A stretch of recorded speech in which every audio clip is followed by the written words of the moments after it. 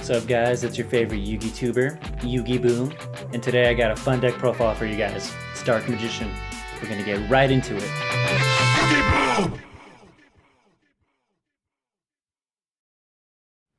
Now, this variant of the Dark Magician isn't necessarily something I would consider competitive. It is a fun variant of the deck. It's a very casual play, so you're not going to see any expensive cards in here like Ash Blossom or any hand traps for that matter, honestly.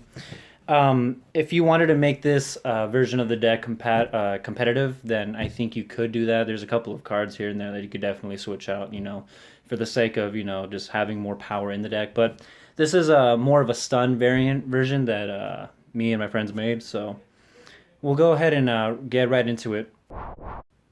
So obviously with the Dark Magician deck, you want to run 3 Dark Magician. I really like this artwork. I think that they really captured the true essence of the Dark Magician with this one right here. You're just like, nah. Following up with the 3 Dark Magician, you want to run 3 Magician's Rod. He helps you search out any spell or trap card with Dark Magician in its card text. You want to run him at 3 just because he's your one normal summon that you want to get out. Everything else is pretty much special summon spam. I run 3 Apprentice Illusion Magician. I think this is definitely a must-have at 3, just because it searches out Dark Magician and it also special summons itself out, and not only that, but it can also give your own Dark Magician a boost of 2000 attack, which I think is pretty good. I'm trying to aim for more of a beatdown type of variant where it's kind of controlling. I run a bunch of different stuff that kind of controls the mood of the battle, I guess you could say the duel. So with the Apprentice Illusion Magician at 3, I run 2 Magician of Dark Illusion. Now you could bump this up at 3, but I personally like running this at 2. I don't really run too many traps. You run a little bit more spells, if anything else, so I don't know.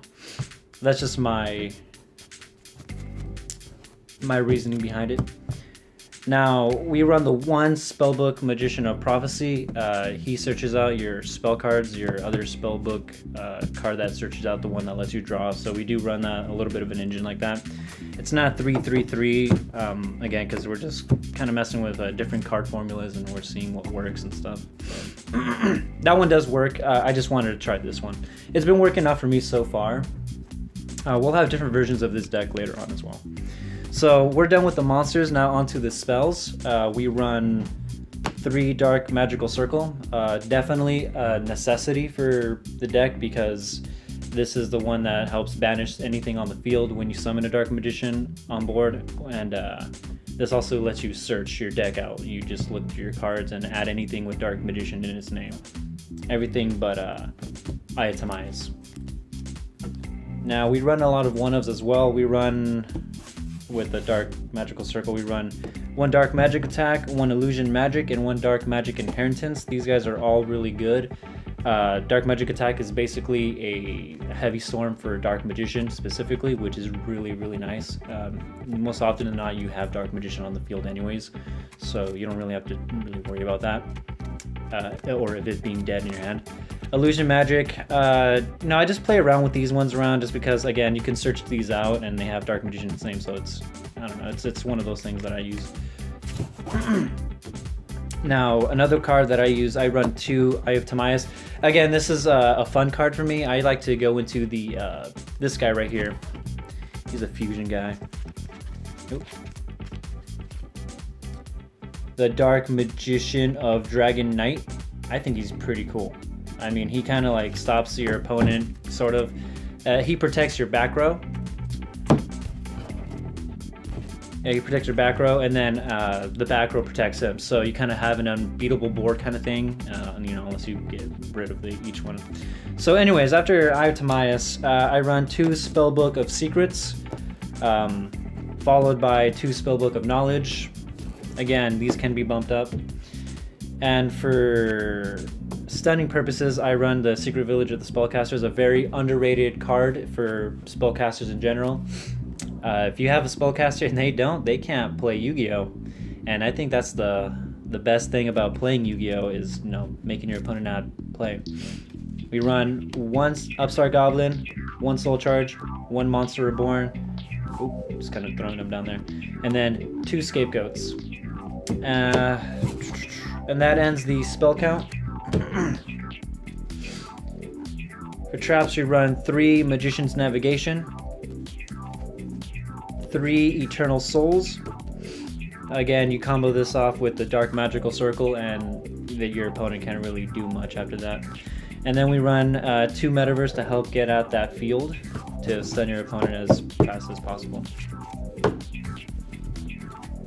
Alright, now we're going to go on to the extra deck. You did get a little sneak peek of what I did have. And we run 2 Dark Magician of the Dragon Knight.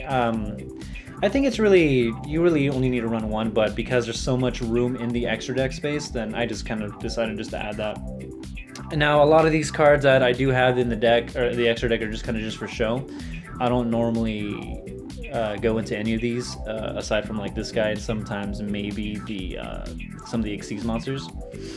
And it's mostly because a lot of the cards here really support only Dark Magician, so you want to just kind of focus on that. Another backup thing that I got for Dark Magician, because you want to go into this guy because he kind of protects your back row and all that kind of stuff. But you can also go into Dark Paladin, which I run, and then Amulet Dragon. I never go into him. He's just a really cool card to have in the extra deck. Another one that I cannot make, but I just like having it, and I feel like it wouldn't be like complete without the set. Dark Magician Girl, the Dragon Knight. Again, this is not necessarily something you don't really go into your extra deck. I just have it in there just because. Next, we're gonna show off the Xyz monsters. Now these are kind of important. You do summon Dark Magician pretty often, and that allows you to have multiple level 7 monsters. So because of that, we have Big Eye, Dracosac, Red Eyes Flare Metal Dragon, Ebon Illusion Magician, and Ebon High Magician. I never really go into these 2. They're just for show. These guys are more viable in the deck. Steel Girl, Protection, and Burn Damage. So. Now, finally, we do run Link monsters in this deck too. It is a Link Areti, and we run 2 Link Spiders. I use Bin Basket Link monsters just because, again, I don't really care too much about going into the extra deck. It feels kind of like a lazy deck profile almost, because it doesn't really feel like you put too much thought, but the main deck itself is, I feel with my testing, has been pretty good enough. But I digress. Everyone has different challenges and different people that they face. I run 1 Proxy Dragon and 1 Mrs. Radiant, and then 1 Decode Talker right here. Sorry, those were kind of up in the way. And yeah, this is it. There will definitely be other updates to the deck soon. We have another one. I think Abe has his version of the variant. His is more competitive than this one too.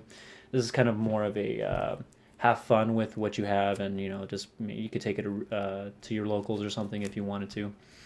But yeah, no, I've been having a lot of fun with this deck, and I hope you guys do too. If you have any concerns, any comments, any questions, let us down in the comment section below.